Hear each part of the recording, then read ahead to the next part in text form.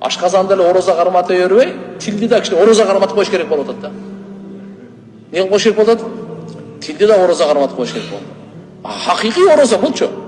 Тилди, кулакты, көздү, колду, путту орозосу бул ашказандын орозосунан жогору турат. Жүрөктүн орозосу андан жогору турат.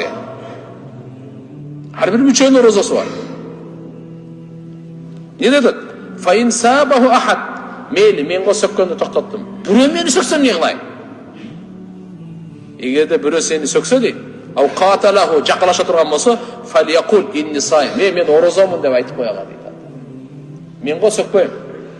Менго каргабайм. Бирок мени бирөө сөкө турган болсо, бирөөшө жакалаша турган болсо, эмне деп айтып кой дейт?